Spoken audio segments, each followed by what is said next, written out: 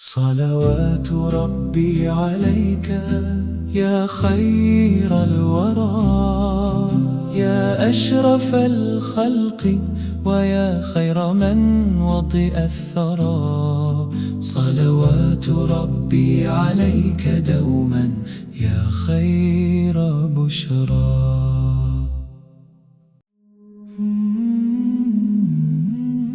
بسم الله الرحمن الرحيم. አሁን ነብዩ አለይሂ ሰላቱ ወሰላም በሰላሳዎቹ እድሜ መጨረሻ ላይ አንዳንድ ምልክቶች መታየት ጀመሩ።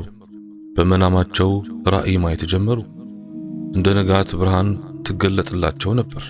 አንዳንድ ጊዜም ከእርሷ ይደነግጡ ነበር። ኸዲጃም መታ ታረጋጋቸው ነበር። ሰማይ ላይ አንዳንድ ምልክቶች መታየት ጀመሩ። ከዋክብትና ተወርዋሪ ኮከቦች ሰይጣናትን መጣል ጀመሩ። አስገራሚ ምልክቶች ይታዩ ነበር። ቁረይሾችና የመካ ሰዎች በሽርክ ላይ ወይም በአላህ ማጋራት፣ በጥመት በዝንባሌና ከአላህ በመራቅ የጥመት ጫፍ ላይ ደርሰው ነበር። ጣዖታት በየቦታው ተሞልተው ነበር። በአደባባዮች፣ በገበያዎች፣ በካዕባ አጠገብና በቤቶች ውስጥ ሰዎች ከአላህ ስብሓንሁ ወተዓላ ውጭ ያለን ያመልኩ ነበር። ከአላህ ውጪ ላለ ያርዱ ነበር። ሁሉንም ነገር ያደርጉ ነበር። ነገር ግን በዚህ ድቅድቅ ጨለማ ውስጥ ሆነው በሃይማኖታቸውና በተውሂዳቸው ላይ የጸኑ ሰዎች ነበሩ። አዎ ሙሐመድ አለይሂ ሰላቱ ወሰላም ብቻ ሳይሆኑ ወደ ጣዖት ያልቀረቡና ከአላህ ስብሓንሁ ወተዓላ ሌላ ያላመለኩ ጥመትና ጨለማነት ቢበዛም በሃይማኖታቸውና በእምነታቸው የጸኑ ሰዎች ነበሩ። ከነዚህም መካከል ዘይድ ኢብኑ ዐምር ኢብኑ ኑፈይል የተባለ ሰው ይገኝበታል። ይህ ሰው ከአላህ ውጪ ላለ ማረድን፣ ከአላህ ሌላን ማምለክና ጣዖታትን ፈጽሞ አይቀበልም ነበር። ሁሉንም ክደዋል። ተውሂድንና እምነቱን በቁረይሾች ፊት በይፋ ያውጅ ነበር። ድምፁንም ከፍ አድርጎ ይናገር ነበር። እውነተኛና ታማኝ የሆኑትን ሙሐመድን አለይሂ ሰላቱ ወሰላም እንደርሱ በተመሳሳይ መንገድ ላይ ያያቸው ነበር። ነገር ግን እስከዚያ ጊዜ ድረስ ነብይነትም ሆነ መልእክተኝነት አልመጣም ነበር። አንድ ቀን ከረሱል አለይሂ ሰላቱ ወሰላም ጋር በቁረይሾች ግብዣ ላይ በአንድ ማዕድ ተሰበሰቡ። ነብዩም አለይሂ ሰላቱ ወሰላም ተቀምጠው ነበር። ዘይድ ኢብኑ ዐምርም እንዲሁ ተቀምጦ ነበር። የታረደው እንስሳ ሲቀርብ ዘይድ አልበላም። ዘይድ ለቁረይሾችና ለመካ ሰዎች ከዚህ አልበላም አላቸው። እነሱም ለምን አትበላም አሉት። እርሱም እናንተ በጣዖቶቻችሁ ላይ ከምታርዱት አልበላም አለ። ለጣዖታትና ለሟርተኛ ቀስቶች የምታርዱትን ከአላህ ስም ውጭ የታረዱትን እንድበላ ትፈልጋላችሁ? በአላህ እምላለሁ አልበላም። የአላህ ስም የተወሳበት ካልሆነ አልበላም አለ። አላሁ አክበር። ነቢዩም አለይሂ ሰላቱ ወሰላም ይመለከቱት ነበር። ይህንን ተውሂድ እንዴት በይፋ እንደሚናገር ያዩት ነበር። ቁረይሾችንም እንዴት ከአላህ ውጭ ላለ ታርዳላችሁ በማለት ሲወቅሳቸውም ያዩ ነበር። እነዚህን እንስሳት አላህ ፈጠራቸው፣ ከሰማይም ውሃ አወረደ፣ ምድርንም ለነሱ አበቀለላቸው። ከዚህ ተክልም ይበላሉ። ከዚያም እናንተ ከአላህ ስም ውጭ ታርዷቸዋላችሁ ይላቸዋል። ሱብሓነላህ። አስተውሎትንና ንጹሕ ተፈጥሮን ተመልከቱ። የአቡበክር ልጅ አስማ ገና ትንሽ ልጅ ነበረች። እንዲህ ትላለች፣ አስታውሳለሁ፣ አይቼዋለሁ። አንድ ቀን ጀርባውን በካዕባ ላይ አስደግፎ በጣዖታት ዙሪያ ጠዋፍ የሚያደርጉትንና የሚያመልኳቸውን የቁረይሽ ሰዎችን ይጠራቸው ነበር። እናንተ የቁረይሽ ሕዝቦች ሆይ፣ እናንተ የቁረይሽ ሕዝቦች ሆይ፣ በአላህ እምላለሁ ከኔ በስተቀር በኢብራሂም ሃይማኖት ላይ ያለ ከናንተ አንድም የለም። ሁላችሁም በጥመት ውስጥ ናችሁ ይላቸው ነበር። በኢብራሂም ሃይማኖት ላይ የተጣበቅኩት እኔ ብቻ ነኝ ይል ነበር። ከዚያም አላህ ሆይ ይል ነበር። አስማ እያየሁትና እየሰማሁት እንዲህ ይል ነበር፣ አላህ ሆይ የትኛው የአምልኮ መንገድ ወደ አንተ ይበልጥ ተወዳጅ እንደሆነ ባውቅ ኖሮ አምልክህ ነበር። እንዴት እንደምሰግድ አላውቅም፣ እንዴት እንደማመልክህ አላውቅም ይል ነበር ትላለች። ከዚያም ግንባሩን በእጁ መዳፍ ላይ አድርጎ ስጁድ ያደርግ ነበር። ጌታዬ ሆይ እንዴት እንደማመልክህ ስለማላውቅ እንዲህ አመልክሃለሁ ይል ነበር። አንድ ሰው ሴት ልጁን ሊቀብር ሲፈልግ በድህነት ወይም በውርደት ፍራቻ በሕይወት የምትቀበረዋን ልጅ ተከትሎ ናና ለምን ትቀብራታለህ ይለው ነበር። ወይ ያሳምነዋል፣ ካላመነ ደግሞ እኔ በወስዳት ምን ይመስልሃል ይለዋል። ምን ታደርጋታለህ? እኔ አበላታለሁ፣ እኔ አሳድጋታለሁ፣ ካልፈለግካት ለኔ ስጠኝ ይለው ነበር። ሕፃናቱን በገንዘቡ ያሳድጋቸው ነበር። ካደገች በኋላ ወደ አባቷ ይመልሳት ነበር። ትፈልጋታለህ ወይስ እስክታድግ እስክታገባና ራሷን እስክትችል ድረስ እኔ ጋር ትሁን ይለው ነበር። በሕይወት የምትቀበርን ልጅ መገደሏንና መታረዷን አይቀበልም ነበር። የመካህ ሰዎች አስቸገሩት። ዘይድ ኢብኑ ዐምር ኢብኑ ኑፈይል ምን አደረገ? ስሙን ያዙት። ተራ ሰው አልነበረም። ገና መልእክት ሳይወርድ ምን ሲያደርግ እንደነበረ እዩ። ነቢዩም ዓለይሂ ሰላቱ ወሰላም ገና ከመላካቸውም በፊት ያዩት ነበር። ከዚያም የሆነ ቦታ ሄደ። ወዴት? ስለ ሃይማኖት ለመጠየቅ ወደ ሻም ወይም ሶሪያ ሄደ። ሃይማኖትን ለመፈለግ ወደ ሻም ወጣ። ከአይሁድ ሊቃውንት አንዱን አገኘ። ስለ ሃይማኖት ንገረኝ፣ ሃይማኖታችሁ ምንድን ነው? አስተምረኝ አለው። ሊቁም ከአላህ ቁጣ ድርሻህን ሳትወስድ በሃይማኖታችን ላይ መሆን አትችልም አለው። ከዚያም ዘይድ ምን? የአላህ ቁጣ? እኔ የሸሸሁት ከአላህ ቁጣ ነው አለ። ሊቁም አትችልም፣ በሃይማኖታችን ላይ መሆን ከፈለክ ጥቂት የአላህን ቁጣ መሸከም አለብህ አለው። ዘይድም በአላህ እምላለሁ ይህንን አልችልም፣ ከዚህ ሌላ ንገረኝ አለው። ሊቁም የምትፈልገውን አይነት ሃይማኖት አላውቅም ከሐኒፍያ የኢብራሂም ቀጥተኛው መንገድ ኢብራሂሙል ሐኒፍ በስተቀር አላውቅም አለ። ሐኒፍ መሆን አለብህ አለው። ዘይድም ሐኒፍ ምንድን ነው? እንዴት ነው ሐኒፍ የምሆነው አለው። ሊቁም የኢብራሂም ሃይማኖት ነው፣ በኢብራሂም ሃይማኖት ላይ ጽና፣ እርሱ አይሁዳዊም ክርስቲያንም አልነበረም አለ። ወጥቶ ወዴት ሄደ? ሌላ ከክርስቲያን ሊቃውንት አንዱን ለመፈለግ ሄደ። ከክርስቲያን ሊቃውንት አንዱ ዘንድ ሲደርስ በሃይማኖታችሁ ላይ መሆን ብፈልግ እንዴት መሆን እችላለሁ አለው። ሊቁም ከአላህ እርግማን ድርሻህን ሳትወስድ በሃይማኖታችን ላይ መሆን አትችልም አለው። ላ ሐውለ ወላ ቁወተ ኢላ ቢላህ። ያኛው ቁጣ፣ ይሄኛው ደግሞ እርግማን። በአላህ እምላለሁ የአላህን እርግማን አልሸከምም፣ አልችልም፣ ቁጣውንም አልችልም፣ ከዚህ ሌላ ንገረኝ አለው። ሊቁም አንተ የምትፈልገው አይነት ሃይማኖት ሐኒፍ መሆን ብቻ እንደሆነ ነው የማውቀው አለ። ዘይድም ሐኒፍ ምንድን ነው አለው። ሊቁም ተመሳሳይ ነገር የኢብራሂም ሃይማኖት ነው፣ በእርሱ ላይ ጽና፣ እርሱ አይሁዳዊም ክርስቲያንም አልነበረም አለው። በዚያን ዘመን የመጽሐፉ ባለቤቶች በሙሉ ዒሳ ወይም ኢየሱስ ዓለይሂ ሰላም ያበሰረበት ነቢይ የሚወጣበት ዘመን እንደሆነ ያውቁ ነበር። ዘመኑንም ያውቁ ነበር፣ ባህሪውንም ያውቁ ነበር። ወደ ሀገርህ ተመለስ፣ ነቢዩ የሚወጣው ከሀገርህ ነው አሉት። ሚስኪኑ ዘይድ ወደ መካ በሚመለስበት መንገድ ላይ ከነቢዩ መላክ በፊት በመንገድ ላይ ሳለ አንዳንድ የወንበዴ ቡድኖች ይዘው ገደሉት ይባላል። ከዚህ በኋላ ታሪኩን የሚተርከው ሰው እንዲህ ይላል። እጆቹን ወደ ሰማይ አንስቶ አላህ ሆይ እኔ በኢብራሂም ሃይማኖት ላይ መሆኔን እመሰክራለሁ አለና ተገደለ። የነቢዩን መላክ አልደረሰበትም። ነገር ግን በቅያማ ቀን ብቻውን እንደ አንድ ህዝብ ወይም ኡማ ሆኖ ይቀሰቀሳል። ዘይድ ኢብኑ ዐምር መካ ውስጥ አንድ ጓደኛ ነበረው። እሱም በዕድሜ የገፋና ለብዙ ዓመታት እንደርሱ በተውሂድ ላይ የጸና ነበር። ይህ ጓደኛ ማን ነበር? ስሙ ወረቀቱ ኢብኑ ነውፈል ይባላል። ወረቀቱ ኢብኑ ነውፈል ሌላ መንገድ ያዘ። እኔ በተውሂድ ላይ ነኝ፣ ነገር ግን የክርስትናን ሃይማኖት ይይዛለሁ፣ እውነትንም ከክርስትና እወስዳለሁ አለ። ዘይድም እንደፈቀድክ አንተ በዚህ ሃይማኖት ላይ ጽና፣ እኔ የኢብራሂምን ሃይማኖት እፈልጋለሁ አለው። ወረቀቱ ኢብኑ ነውፈል የክርስትናን ሃይማኖት ወሰደ፣ ነገር ግን በተውሂድ ላይ ጸና። የተበረዘውን ነገር አስወግዶ ከክርስትና ሃይማኖት ውስጥ በተውሂድ ላይ ጸና። አላህንም ማምለክ ቀጠለ። የጓደኛውን ሞት ሲሰማ አዘነ። ወረቀቱ ኢብኑ ነውፈል ተከፋ፣ ለእርሱም ግጥም ገጠመ። ወረቀቱ ኢብኑ ነውፈል እስከሚታወር ድረስ ቆየ። በዚያ ዘመን ታወረ፣ በክርስትናውም ላይ ጸና፣ በዚያ ሃይማኖት ላይ ቀጠለ። ከመካ ሰዎችስ በተውሂድ ላይ የነበረው ማን ነበር?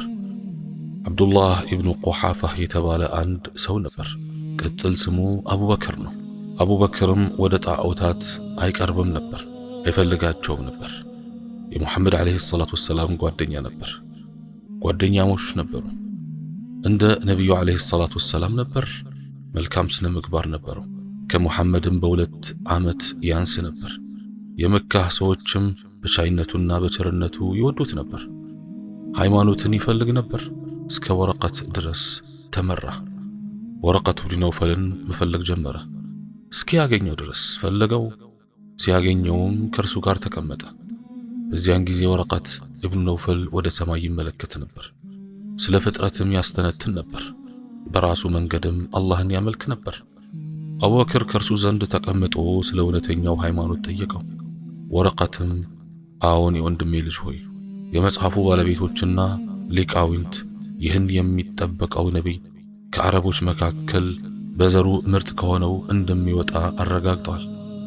ሕዝቦችህም በዘር ከአረቦች መካከል ምርጥ ናቸው አለው። ይህንን ለአቡበክር ሲነግረው ነበር። ከዚያም አጎቴ ሆይ ይህ ነቢይ ምን ይላል አለው። ይህ አሁን ይወጣል የምትለው ነቢይ ንግግሩ ምንድን ነው?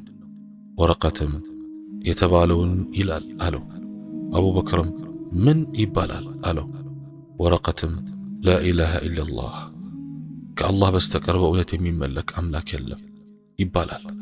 በደልም ሆነ መበዳደል የለም፣ በፍጹም በደልን አይቀበልም አለው። አቡበክር ይሰማል። ወረቀት ብን ነውፈል ይጠብቃል። ዘይድ ኢብኑ ዐምር ሞቷል። ሌላም የዚህን ነቢይ መምጣት ይጠባበቅ የነበረ ሰው ስሙ አልቂስ ብን ሳዒዳ በሕዝቦቹ መካከል ተናጋሪ ነበር። የነቢዩንም መምጣት ይጠባበቅ ነበር። በዑካዝ ገበያ መሃል በቁረይሽ ከሃዲያን ፊት በጣዖቶቻቸው ፊት ካደረጋቸው ንግግሮች አንዱ እንዲህ የሚል ነበር። ከዚህ አቅጣጫ ወይም ከመካ እውነት ይታወቃል ይል ነበር። ከዚህ አቅጣጫ እውነት ይታወቃል። የቁረይሽ ሰዎችም ይህ እውነት ምንድን ነው?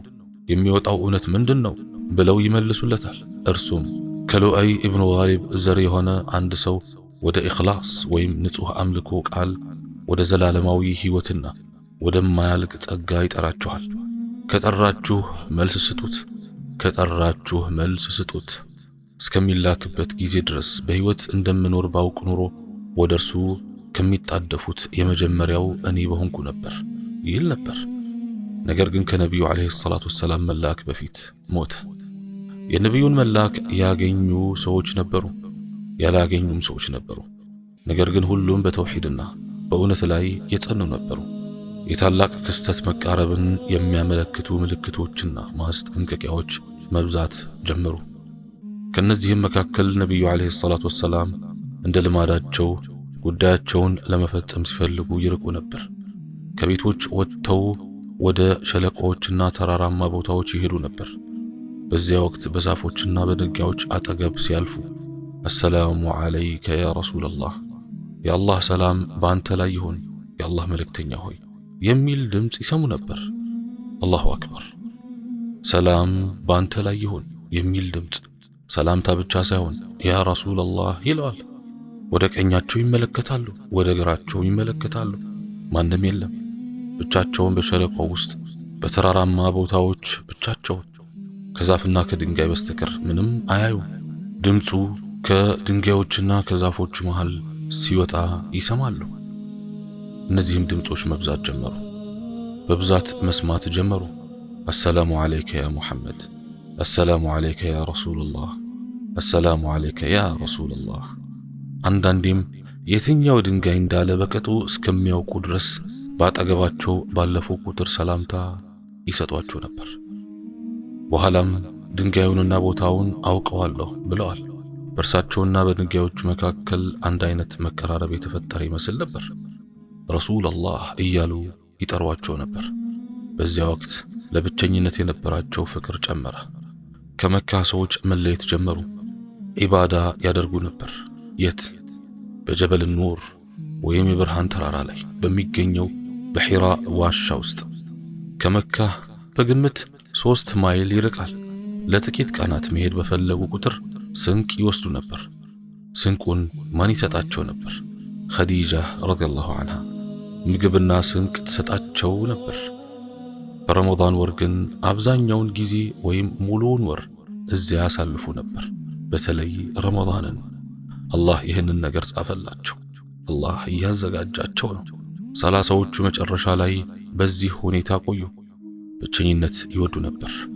የረመዳን ሌሊቶችንም በዚያ ዋሻ ውስጥ በማሳለፍ ያበዙ ነበር። አላህን ዐዘ ወጀል እንዴት ያመልኩ ነበር? እውቀቱ አላህ ስብሓንሁ ወተዓላ ዘንድ ነው። አላሁ አዕለም። ብቻቸውን መቀመጥ ይወዱ ነበር። ወደ ሰማይ ይመለከታሉ፣ ወደ ከዋክብት ይመለከታሉ። ማን ፈጠራቸው ብሎ ያስተነትናሉ። አላህ ፈጣሪያቸው። ቁረይሾችም ሰማያትንና ምድርን ማን ፈጠራቸው ብለህ ብትጠይቃቸው አላህ እንደሚሉ ያውቃሉ። ነገር ግን በልባቸው ውስጥ ይህ ታላቅ ፈጣሪ ሆኖ ሳለ እንዴት ሌላ ነገርን ያመልካሉ? ሁሉንም ነገር የፈጠረውና ማንም ፍጥረቱን የማይክደው ይህ ፈጣሪ ሆኖ ሳለ እንዴት ማንኛውንም አምልኮ ለሌላ አካል ያደርጋሉ? አሁን እድሜያቸው 40 ዓመት የሞላበት ጊዜ የረመዳን ወር መጣ። በረመዳን አንዱ ሰኞ ቀን መጣ። ምናልባት 17ኛው ቀን ሊሆን ይችላል፣ አላሁ አዕለም። በረመዳን ወር ነበር ነቢዩ ዓለይሂ ሰላቱ ወሰላም በዚያ ዋሻ ውስጥ ብቻቸውን በዚያች ሌሊት ጨለማ ውስጥ ስለ ሰማይ፣ ስለ ከዋክብት፣ ስለ አምልኮ እያሰቡ ነበር። በድንገት ዋሻው ውስጥ እያሉ ድምፅ ሰሙ። ለመጀመሪያ ጊዜ ድምፅ ሰሙ። ድምፁ እንደ ሰው ነው፣ ነገር ግን ሰው አይደለም። ይህ ፍጡር ታላቅ ፍጡር ነው፣ ነገር ግን በአይናቸው አያዩት። አንድ ነገር አዩ፣ ነገር ግን ምን እንደሆነ አያውቁም። ድንገት ድምፁ እንዲህ ብሎ ማለት ጀመረ፣ ኢቅራእ አንብብ። ነቢዩ ዓለይሂ ሰላቱ ወሰላም ደነገጡና እኔ ማንበብ አልችልም፣ ማ አነ ቢቃሪእ። ከዚያም ከኋላቸው መጥቶ በኃይል አቀፋቸው። ረሱል ዓለይሂ ሰላቱ ወሰላም በጣም እስኪጨነቁ ድረስ አፈናቸው። ከዚህ ኃይለኛ እቅፍ የተነሳ ደከሙ። ሲደክሙ ለቀቃቸው። ከዚያም አንብብ አላቸው። ሙሐመድ ዓለይሂ ሰላቱ ወሰላም መልሰው ማ አነ ቢቃሪእ ማንበብ አልችልም አሉ። ለሁለተኛ ጊዜም መጥቶ በኃይል ጨመቃቸው። ረሱል ዓለይሂ ሰላቱ ወሰላም በጣም እስኪጨነቁ ድረስ አቀፋቸውና ከዚያም ለቀቃቸው። አንብብ አላቸው። ማንበብ አልችልም ብለው መለሱ ነቢዩ ዓለይሂ ሰላቱ ወሰላም። ከዚያም ለሶስተኛ ጊዜ አቅፎ ከለቀቃቸው በኋላ ኢቅረእ ቢስሚ ረቢከ አለዚ ኸለቀል ኢንሳነ ሚን ዐለቅ ኢቅረእ ወረቡከል አክረም አለዚ ዐለመ ቢልቀለም ዐለመል ኢንሳነ ማ ለም ያዕለም። አንብብ፣ በዚያ በፈጠረው ጌታህ ስም ሰውን ከረጋ ደም ፈጠረ። አንብብ፣ ጌታህም በጣም ቸር ነው፣ ያ በብዕር ያስተማረው ሰውን ያላወቀውን ያስተማረው። ነቢዩ ዓለይሂ ሰላቱ ወሰላም ልባቸውን ያንቀጠቀጡ ቃላትን ሰሙ። ልባቸው ከደረታቸው ሊወጣ እስኪደርስ ድረስ ትዕይንቱ አስፈሪ ነበር፣ በጣም አስፈሪ። ቃላቶቹ ታላቅ ነበሩ፣ ታላቅ፣ በምድር ላይ ያለ ማንኛውንም ሰው ወዲያውኑ ሊረዳቸው ከሚችለው በላይ ነበሩ። የሰው ቃላት አልነበሩም። የሚያናግራቸውም ፍጡር ከሰዎች ወገን ያልሆነ ታላቅ ፍጡር ነበር። ሁኔታው አስደንጋጭ ነበር። ሁኔታው ከባድ ነበር። ነቢዩ ዓለይሂ ሰላቱ ወሰላም ከፍርሃታቸው የተነሳ ይንቀጠቀጣሉ። አሁን ያ ፍጡር ተሰወረ። እርሱም የመላእክት አለቃ የሆነው ጅብሪል ዓለይሂ ሰላም ራሱ ነበር። ተሰወረ። ነቢዩ ዓለይሂ ሰላቱ ወሰላም በፍርሃት ወደ ማን ሄዱ? ወደ ቤታቸው፣ ወደ ኸዲጃ። ሰውነታቸው እየተንቀጠቀጠ ልባቸው እየመታ ወደ ኸዲጃ ገብተው ዘሚሉኒ ሸፍኑኝ ይሉ ነበር። ምን ዜና አለ ያ ሙሐመድ? ምን ተፈጠረ? ሸፍኑኝ፣ አልብሱኝ፣ ልብሱን ደርቡልኝ። ልብስ አብጥታ ረሱልን ዓለይሂ ሰላቱ ወሰላም መሸፈን ጀመረች። ፍርሃቱና ድንጋጤው እስኪለቃቸው ድረስ ልባቸው እየተንቀጠቀጠ፣ ልባቸው እየተረበሸ ምን ተፈጠረ ያ ሙሐመድ? ዜናውንም ነገሯት። ከዚያም ኸዲጃ ሆይ በአላህ እምላለሁ ለራሴ ፈርቻለሁ አሏት። እሷም ማረጋጋት ጀመረች። ተረጋጋ፣ በፍጹም በአላህ እምላለሁ ያ ሙሐመድ፣ በፍጹም አትፍራ። አላህ በፍጹም አያዋርድህም። አንተን አላህ አይተውህም። አላህ በፍጹም አያዋርድህም ያ ሙሐመድ። አንተ ዝምድናን ትቀጥላለህ፣ የደከመውን ትረዳለህ፣ እንግዳህን ታስተናግዳለህ። ይህንን ሁላ እያደረግክ የዓለማት ጌታ ይተዋሃል ብለህ ትጠብቃለህ። ተረጋጋ ያ ሙሐመድ፣ ተረጋጋ። ያ አላህ የእጅ ሚስት እንዴት ታላቅ ናት! ወላሂ ንግግሯስ እንዴት ያማረ ነው! በውድ ባሏ ልብ ላይ እንደ ቀዝቃዛ ውሃ የፈሰሱ ቃላቶቿ እንዴት መልካም ናቸው! የሙሐመድ ልብ ረጋ፣ ጸጥ አለ። ሙሐመድ ዓለይሂ ሰላቱ ወሰላም ከረጉ በኋላና ነገሮች ጸጥ ካሉ በኋላ ያ ሙሐመድ አንድን ሰው ብናማክር ምን ይመስልሃል አለቻቸው። ማንን አሏት። ያጎቴን ልጅ ወረቀቱ ብኒ ነውፈልን ብናማክር ምን ይመስልሃል? ከመጽሐፉ ዕውቀት ያለው ሰዎችም ወረቀትን በእውነተኛው የክርስትና ሃይማኖት ላይ ጠንቶ የቆየና የታገሰ መሆኑን ያውቃሉ። እርሱም የኸዲጃ የአጎት ልጅ ነው። በዚያን ጊዜ ዕድሜው ገፍቶ አርጅቶ ነበር። ወረቀት አይኑም ጠፍቶ አያይም ነበር። ባልዋን ይዛ ከእርሱ ጋር ወደ ወረቀቱ ብኒ ነውፈል ሄደች። ነቢዩ ዓለይሂ ሰላቱ ወሰላም ከኸዲጃ ጋር ገቡ። ያ ወረቃ ከወንድምህ ልጅ ስማ፣ የተፈጠረለትን ታሪክ ስማ አለችው። ነቢዩም ዓለይሂ ሰላቱ ወሰላም በዋሻው ውስጥ የተፈጠረውን ሁሉ ለወረቀቱ ኢብኑ ነውፈል ነገሩት። ብቻዬን አላህን እያመለኩ ነበር። አንድ ፍጡር መጣ፣ እንዲህና እንዲያየሁት። በእርግጥ በእውነተኛው ቅርጹ አልነበረም፣ የሆነ ፍጡር ነው፣ ሰውም አይደለም፣ ግን እንደ ሰውኛ ይናገራል፣ አላውቅም ብለው ታሪኩን በሙሉ ነገሩት። ነቢዩ ዓለይሂ ሰላቱ ወሰላም ንግግራቸውን እንደጨረሱ ወረቀቱ ብኒ ነውፈል እንዲህ አለ። ያ ሙሐመድ ይህ በሙሳ ላይ የወረደው ናሙስ ማለትም መልአክ ነው አለ። ያ አላህ እንዴት ያሉ ታላላቅ ቃላቶች ናቸው! አሁን በማን ላይ ነው የሚወርዱት? በሙሐመድ ዓለይሂ ሰላቱ ወሰላም እንደ በሚስቱ ላይ ረዲየላሁ ዐንሃ። ይህ በሙሳ ላይ የወረደው መልአክ ራሱ ነው። ይህ በሙሳ ላይ የወረደው ጅብሪል ራሱ በአንተ ላይ ወርዷል። አንተ በነቢያት መንገድ ላይ እየተጓዝክ ነው። አንተም የምትጠበቀው ነቢይ ነህ አላቸው። ከዚያም በዕድሜ ገፍቶ ያረጀው ወረቀቱ ብኒ ነውፈል እንዲህ አለ። ምነው በዚያን ጊዜ ወጣት በሆንኩ ኖሮ፣ ምነው አሁን ወጣት በሆንኩ ኖሮ። ነቢዩም ዓለይሂ ሰላቱ ወሰላም አጎቴ ሆይ ለምን ወጣት መሆን ፈለግክ አሉት። ምነው ወጣት በሆንኩ ኖሮ ሕዝቦችህ ሲያስወጡህ እረዳህ ነበር አለው። ነቢዩም ምን ሕዝቦቼ? የሚወዱኝና የሚያከብሩኝ ቁረይሾች ከሀገራቸው ያባሩኛል፣ እነርሱ ያስወጡኛል አሉ። ወረቀትም አዎን ልጄ ሆይ አዎን አለው። በመልእክተኝነት በነቢይነትና በእውነት አንተ የመጣህበት የመሰለ ይዞ የመጣ አንድም ሰው የለም፣ ጠላት የተነሳበት ቢሆን እንጂ። ያንተ ቀን ቢደርስብኝና እኔ በሕይወት ብኖር ኖሮ ታላቅ እርዳታ እረዳህ ነበር። ነገር ግን በሚያሳዝን ሁኔታ ወረቀቱ ብኒ ነውፈል ብዙም አልቆየም። ከዚህ ብስራትና ሙሐመድን ዓለይሂ ሰላቱ ወሰላም ካረጋጋ በኋላ ከደገፈውና ካመነበት በኋላ በጥቂት ቀናት ውስጥ አላህ ስብሓነሁ ወተዓላ ነፍሱን ወሰደው። ሙሐመድ ዓለይሂ ሰላቱ ወሰላም ወደ ቤታቸው ተመለሱ። ከእርሳቸው ጋር ማን ነበረች? ኸዲጃ። ኸዲጃም ታረጋጋቸውና ታጽናናቸው ነበር። ነቢዩ ዓለይሂ ሰላቱ ወሰላም ከተረጋጉ በኋላ እንደገና ወደ ዋሻው ተመለሱ። ረጋ ካሉ በኋላና እንደገና አላህን ለማምለክ ወደ ዋሻው ተመለሱ። አሁን ያው መልአክ እንደገና መጥቶ ንግግሩን እንዲቀጥል ይጠባበቁ ነበር። ምንም አልሆነም። በሁለተኛው ሌሊት ምንም አልሆነም። በሶስተኛውም ሌሊት ምንም አልሆነም። ቀናት አለፉ። አሁን ነቢዩ ዓለይሂ ሰላቱ ወሰላም መናፈቅ ጀመሩ። ምነው እንደገና ቢመለስ፣ ምነው ላናገረውና ልጠይቀው ቢመለስ። ፍርሃታቸው ሄዷል። አሁን ናፍቆቱ ጀመረ። እንደገና ወደ እርሳቸው እንዲመለስ መናፈቅ ጀመሩ።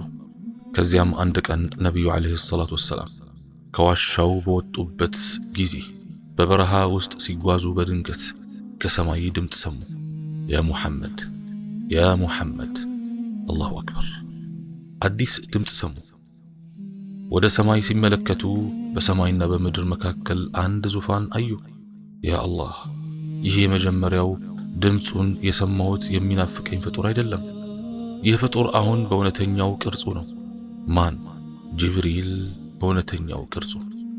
ጅብሪል በ600 ክንፎቹ ሆኖ አዩት። ግልጽ በሆነው አድማስ ላይ እያንዳንዱ ክንፍ አድማሱን በሙሉ ሸፍኗል። አላሁ አክበር። ከሰማይ አድማሱን በሸፈነው ዙፋን ላይ ሆኖ ይጠራቸዋል። ማን? ጅብሪል ዓለይሂ ሰላም ራሱ። ያ ሙሐመድ ያ ሙሐመድ። علمه شديد القوى ذو مرة فاستوى وهو بالأفق الأعلى ثم دنا فتدلى فكان قاب قوسين أو أدنى. هايلنياو هايلا استمارو بالت نكاريو كزيام تستكاكل እርሱ በላቀው አድማሱ ላይ ነበር። ከዚያም ቀረበና ዝቅ አለ። የሁለት ቀስት ያህል ወይም ከዚያም የቀረበ ሆነ። እዚህ ጋር በሌሎች አንቀጾች መጣላቸው። የመጀመሪያው አንብብ ነበር ኢቅራ።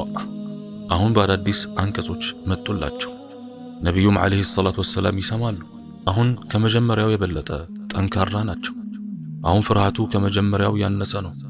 ፍርሃት አለ፣ ነገር ግን ከመጀመሪያው ያነሰ ነው። የአላህን ቃል እንዲህ የሚለውን ሰሙ። ያ አዩሃል ሙደሲር ቁም ፈአንዚር ወረበከ ፈከብር ወሲያበከ ፈጠሂር ወሩጅሰ ፈህጁር። አንተ የተሸፈንከው ሆይ ወይም ሙደሲር። አላህ ሙደሲር ወይም የተሸፈነ ብሎ ጠራቸው። አንተ የተሸፈንከው ሆይ ተነስና አስጠንቅቅ። ሰዎችን ማስጠንቀቅ አለብህ። አንተ አሁን ተልከሃል።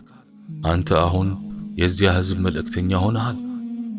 አንተ የተሸፈንከው ሆይ የሸፈኑህንና የደረቡልህ ይህ ቃል ባንተ ላይ ጠንቷል። አንተ ሙደሲር ነህ። ሙዘሚልም ተብለው ይጠራሉ ለወደፊት። ተነስ፣ የብቸኝነት ዘመን አልፏል። የማስጠንቀቅ ዘመን ተጀምሯል። ተነስና አስጠንቅቅ፣ ጌታህንም አልቅ። ዱንያ በፊትህ ምንም ያህል ብትገዝፍ፣ በፊትህ ምንም ያህል ቢያገዝፏት አላህ ታላቅ ነው። ጌታህንም አልቅ፣ ልብስህንም አጽዳ። ጌታህን በንጹህ ልብሶች ታመልካለህ። ሰዎችንም በእነዚያ ልብሶች ትገናኛለህ፣ ትጋፈጣቸዋለህ። ርክሰትንም ወይም ሽርክን ሁሉ ራቅ፣ ለጌታህም ታገስ። እንደገና ወደ ውድ ሚስታቸው፣ አማካሪያቸው፣ አዛኝ ሚስታቸው፣ ታላቅ መጽናኛቸው ሄደው ያ ኸዲጃ ያ ኸዲጃ። ከተቋረጠ በኋላ እንደገና መጣብኝ። ምን ተፈጠረ? ምን ሆነ? ሌሎች አንቀጾችን አወረደብኝ። ምን አወረደ? አንተ የተሸፈንከው ሆይ ተነስና አስጠንቅቅ አለኝ። አላሁ አክበር። በዚያች ቅጽበት ከእርሳቸው በስተቀር ከምእመናን ወገን አንድም ሰው አልነበረም። ለመጀመሪያ ጊዜ በእርሳቸው ያመነችውም ማናት? ኸዲጃ ረዲየላሁ ዐንሃ። በዚህ ህዝብ ውስጥ ለመጀመሪያ ጊዜ እስልምናን የተቀበለችው ሴት ናት። ምን አይነት ሴት? ኸዲጃ። ሶስተኛቸውስ ማን ነበር? ወረቀት ኢብኑ ነውፈል። በእርሱ ያመነውና ምንም ነገር ሊያደርግለት ያልቻለው የአላህ ሃይማኖት መንቀሳቀስ ጀመረ። የነቢይነት መልእክትም ተጀመረ። መልእክተኛችንም ለዚህ ህዝብ ብቻ ሳይሆን ለዓለማት እዝነትና ለሰው ልጆች መመሪያ ሆነው የተላኩ ነቢይ ሆኑ። አንተ የተሸፈንከው ሆይ ተነስና አስጠንቅቅ። እስከሚቀጥለው ክፍል አላህ በሰላም ያቆየን። ወሰላሙ ዓለይኩም ወረሕመቱላሂ ወበረካቱሁ።